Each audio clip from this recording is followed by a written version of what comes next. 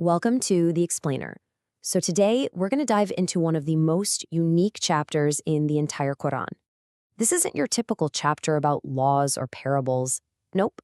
This is about a family feud, one so intense that it was literally etched into divine scripture.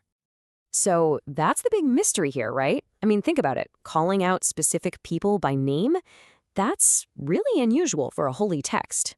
To really get why this chapter is here, we've got to go back, way back, to a crucial morning in ancient Mecca and the dramatic showdown on a mountain. Okay, so picture this. We're on a mountain called Safa. This was kind of like the town square, the spot for all the big announcements. And on this day, the Prophet Muhammad, a man famous across the city for his honesty, he calls everyone together, all the major families, all the clans. He's got something urgent to say. But before he gets to the main event, he does something really smart. He needs to lock in his credibility right then and there. I mean, this is a guy they literally called Al-Amin, the trustworthy one. His reputation was everything. So he asks them a simple question, a sort of test, really. Now, just pause and think about the sheer guts of this question. He's putting his whole reputation, everything he's known for, on the line. He's basically saying, you've known me my whole life. Do you trust me or not? Before he drops this world-changing news on them.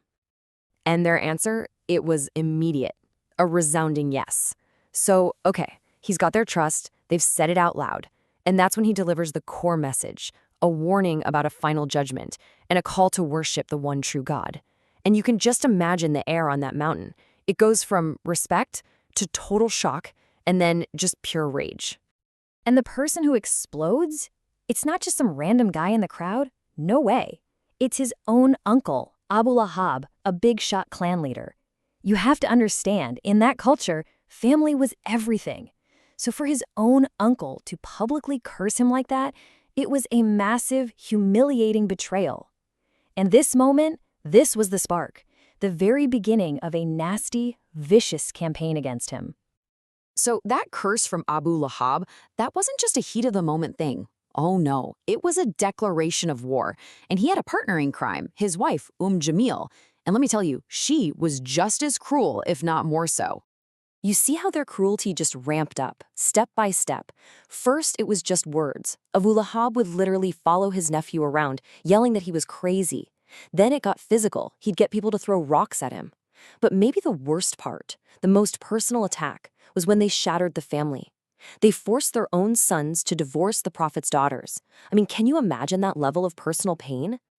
And this went on for years, just this constant, relentless campaign of hate. Finally, when it seemed like their cruelty just couldn't get any worse, a response came from the heavens. And it was this short, powerful chapter, 5 verses. And it didn't mess around, it called them out, by name. So check this out.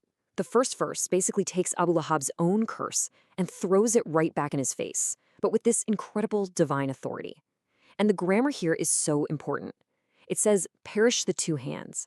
It's in the past tense. It's not saying he will be ruined. It's stating it as if it's already happened. Done deal. And why 2 hands? This is so cool. It's not just about his literal hands. It's a military metaphor. Back then, you had a sword in one hand for attacking and a shield in the other for defending. So when the verse says both his hands have perished, it means his power to attack is gone and his power to defend himself is gone. He's been left completely and utterly powerless. Game over. And the crazy part is, you can see exactly how this prophecy played out. See, Abu Lahab was this rich, powerful guy, and he used to brag that he'd just bribe his way out of Judgment Day. But the chapter says flat out, his wealth and his earnings, which could mean his money or even his sons, they won't help him one bit. And sure enough, years later, he dies from this horrible disease. His body was considered so cursed that his own kids refused to touch it. They literally left him to rot for days before just pushing his body into a pit. So much for his wealth and son saving him, right? Now, what about his wife, Jamil? The poetic justice for her is just, wow, it's perfectly symmetrical. On Earth, her whole mission was to fuel the fire of hatred, right? So in the hereafter, her job is to literally carry the firewood for her husband's fire in hell.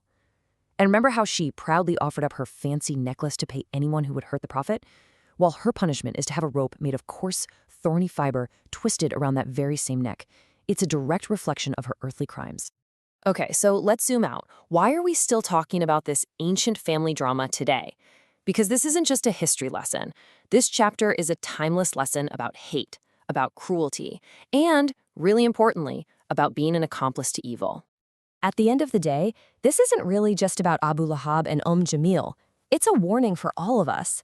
Her story, especially, is a huge red flag about complicity. She wasn't the main actor, but she was the one adding the fuel to the fire.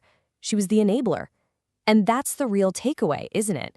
It's a warning to not become the firewood for someone else's negativity, whether that's just joining in on gossip or enabling something much, much worse. And that really brings us to a tough question we have to ask ourselves. Their story is the stark, timeless reminder that everything we do matters.